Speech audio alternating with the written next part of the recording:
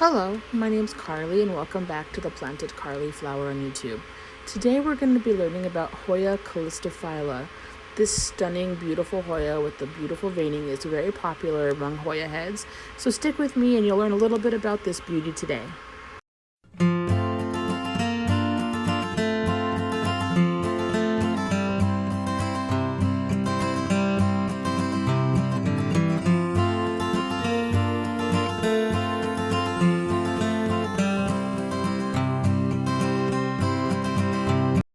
Okay, first off, I'm going to go over my general care for the plant really quickly so that you understand how I care for this Hoya in my environment. While I do that, I will play footage of the Hoya for you so that you can see the growth points, the foliage, and everything about it. I have this plant in straight cocoa husks. There's no perlite, no soil, no charcoal, nothing. It's in pure cocoa husk. I will put the brand of the cocoa husks that I use somewhere here on the page, and I will try and link it in the description. Last I checked, it was still out of stock and unavailable, but I will try. If you don't see a link, that means I couldn't find one. But I water this plant once every 1 to 2 weeks. Cocoa husks retains water extremely well, and this plant does really well just drinking out of the cocoa husks for sometimes up to 2 weeks, just depending on the situation and the current living like the heat and the sun, all that kind of stuff. I've gone anywhere from 1 to 2 weeks without watering this. When I do water it, I just run water through the pot till it comes at the bottom, make sure all the cocoa husk is saturated, and I will leave about a little 1/4 of an inch of water at the bottom of the saucer. Maybe even just what finishes running out of the pot when I put it back in the saucer, and it will soak that up over time and be very generally happy. The pot is nice and full of roots. The Hoya is definitely growing. It right now lives in my Millsbo cabinet, which is at about anywhere from 82 to 93% humidity, and it stays in the mid to low 80s in temperature. That's Fahrenheit. And as you can see, it's getting lots of growth points. It's happy. The leaves are nice and firm. The coloring is wonderful. It's thriving for sure. It didn't start growing until I put it into high humidity. I know these plants are slow growers in room humidity. When I had it in regular room humidity, it did absolutely nothing for me. But I also feel like that has partly to do with the fact that it was probably growing roots at that particular time when I had it in regular room humidity. I did try putting it next to a humidifier for some time, and it still didn't do much growing for me there. But again, it was probably at that time still growing roots. I will try to get a picture of the root system if I can get it out of there without disturbing it too badly. But I can't promise anything because it has lots of growth points and it's super happy. So I don't necessarily want to disturb it too much, if you know what I mean. I don't want to traumatize it in any way.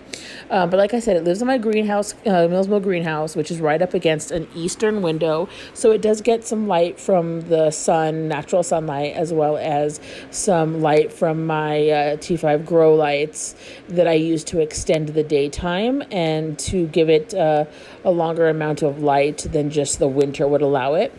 And yeah, it's a really beautiful plant. I enjoy it a lot. It gives me a lot of pleasure and happiness and joy when I see it.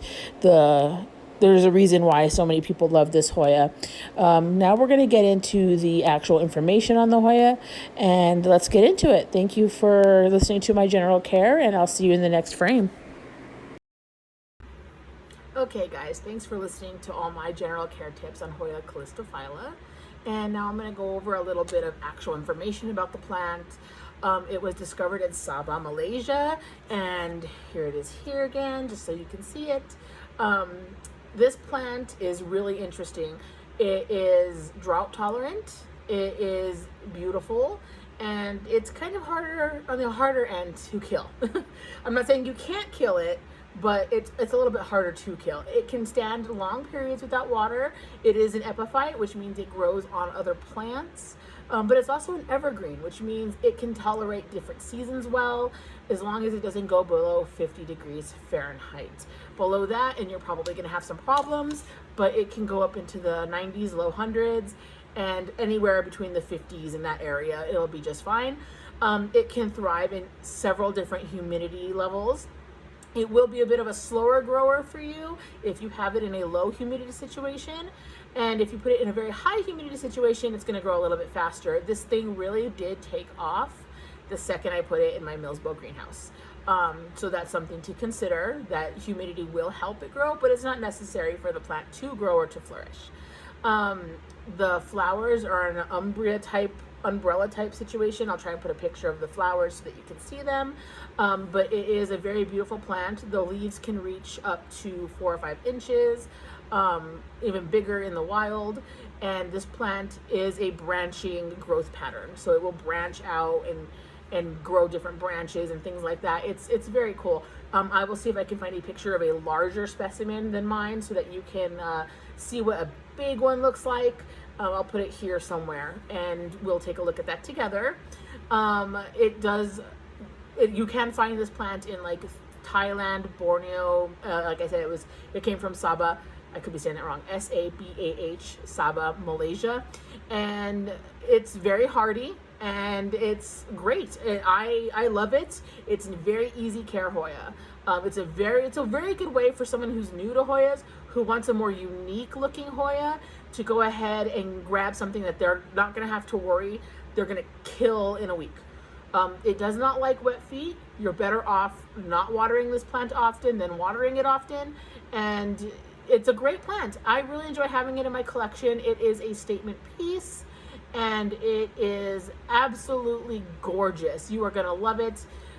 It is known as the stiff leaf Hoya because the leaves are very cardboard-like. They're hard and their structure is very interesting. You can feel the veins, the ridges, and it's, like I said, it's like cardboard almost. It doesn't really feel real. It's really cool. If you have the option of picking one up, I definitely will. I would. These plants range, I've seen them anywhere from like $45 for a single leaf up to over $100 for a bigger plant. Mine I paid in the $60 region, and it was one of the first more expensive plants that I bought. $60 is a little expensive for me, but it was worth it. I enjoy this plant every day. It's beautiful. It looks great in my greenhouse, and it's a staple piece for any Hoya head.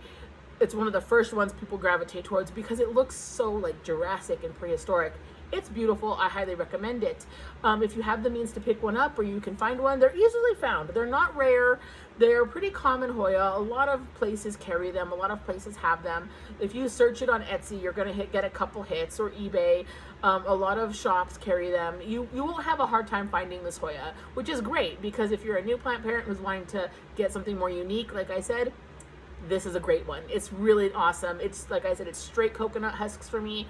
I water it every week to 2 weeks and it does just fine. I highly recommend you pick one up. As always, please like, comment, and subscribe. I would really appreciate you joining my family here, interacting with me and helping me grow my channel. If you have any plants in my collection you see that you would like a video like this about, please let me know. I'd be more than happy to do that. Oh, I should also mention one more thing I forgot.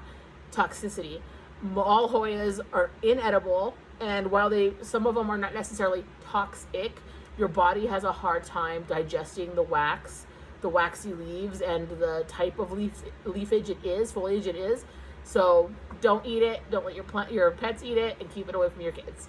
Okay? Like, comment, and subscribe. I really appreciate all the love, and I'll see you in the next one. Bye.